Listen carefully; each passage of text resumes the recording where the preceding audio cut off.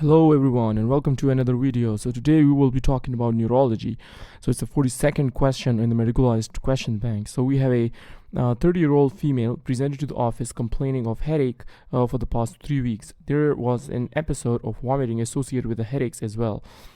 So medical history is unremarkable and the patient is not using any medication except for oral acetretinoin for acne. She has not had a seizure, vision changes, or neurologic symptoms. The patient has a BMI of 37. Vitally, the patient is stable. Fundoscopic examination shows papilledema. What is the next best step? So this patient has a lot of risk factors, and also the features are very concerning for a raised intracranial pressure. So this raised intracranial pressure is in a female who is obese. So these are risk factors so far. Obese. Connect the dots. So we have obesity, and then we have isotretinoin, and then we have the female. So these three risk factors so far. And then there are raised intracranial pressure symptoms. So this is a perfect case for pseudotumor cerebri, also called idiopathic intracranial hypertension or pseudotumor cerebri. So remember, these are the risk factors for this is going to cause increased raised intracranial pressure symptoms like vomiting and headaches. And so we need to know the raised idiopathic intracranial pressure symptoms, idiopathic intracranial hypertension risk factors. So you can remember them by the mnemonic female toad G. So F is for female. Here this is a female. So 1. Then tetracycline can also cause, or if you're obesity, this patient is obese. And then we have the A is vitamin A toxicity. Vitamin A, remember, it's not the deficiency, it's a toxicity. If you have excess vitamin A, this patient is taking acetretinoin, that could lead to vitamin A toxicity. D is for danazol. Danazol is a drug. And then G is for growth. This is the growth factor. So some people require growth factors for some managements, and those can also get the idiopathic intracranial hypertension. Now, let's talk about what we need to do here. What is the next step? So remember, whenever you have a raised intracranial pressure, regardless of etiology, like you don't know any etiology, you don't know what's going on. So the first step is always to do brain imaging. So you can do a CT scan or a MRI of the brain. Either is fine. So a patient comes with the raised ICP. You do CT MRI. Let's say CT MRI is normal. Let's say remember, the reason that you're doing CT MRI is to rule out intracranial mass. Rule out intracranial mass. Now the next step should be the lumbar puncture. Remember, lumbar puncture in an adult should not be done before doing CT and MRI, because let's say you did LP before CT and MRI, and you had, let's say you did not rule out intracranial mass and the patient had intracranial mass. The LP in the presence of intracranial mass will cause brain herniation and death. So never do this unless it's an infant, let's say less than 18 months, because they have open fontanelles. They have open fontanelles, anterior fontanelle. So in that case, they can act as a pop-up valve. So in that case, you may go directly and do LP without doing CT MRI if LP is needed. But in adults, always, in children greater than 18 months and in adults, always CT MRI before LP. CT MRI should be done to rule out intracranial mass, and then you can do LP.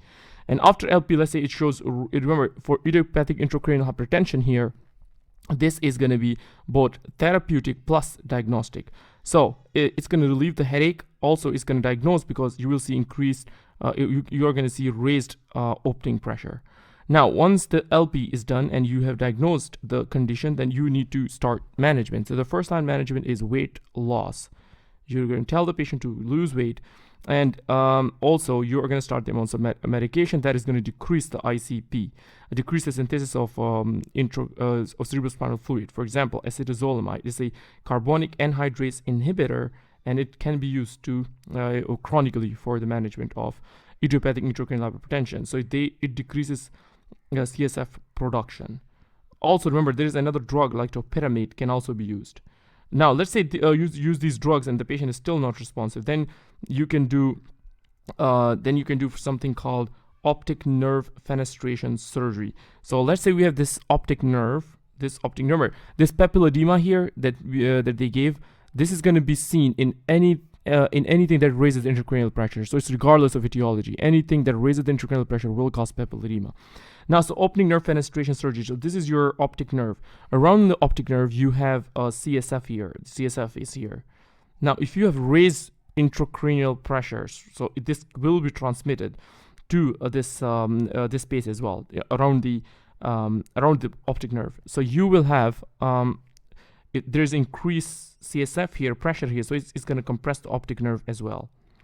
So now what you're going to do here in optic nerve fenestration surgery is that you are going to make an incision here and drain this CSF out. It drains into the periorbital fat. So that's going to relieve the intracranial pressure. So if nothing is working, you can do optic nerve fenestration surgery. Also remember, this is also done if you have visual symptoms with pseudotumor cerebri. You may do this as well. Now, so also you can do another thing called ventricular peritoneal shunt. So this is going to constantly drain that CSF into the peritoneal fluid. So this is the overall management. So remember, if they say which cranial nerve can be damaged by idiopathic intracranial hypertension, is the sixth nerve. The sixth cranial nerve is the one that is going to be most prone to damage. Anything that raises intracranial pressure, answer that it's the sixth nerve is at damage. So lateral rectus palsy, the patient is not going to be looking laterally at the side of the where this nerve, the sixth cranial nerve, is affected. So so the answer here is CT brain. I just explained it. The next step should be CT or MRI. Lumbar puncture, wrong answer. You may do it after CT once you rule out the intracranial mass. Acetazolamide, wrong answer. We don't know the diagnosis yet, so wrong answer here. If both of these are done and the diagnosis is confirmed, then you can start acetazolamide. Systemic steroids, wrong answer. It's not because of inflammation or trauma or anything. No edema is going on here. So steroids, wrong answer. Topiramate, again, you may give it in someone with idiopathic intracranial hypertension, but you need to first work up and diagnose the condition. So wrong answer. So the right answer is CT MRI.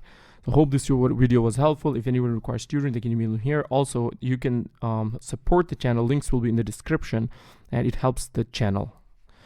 See you in the next video.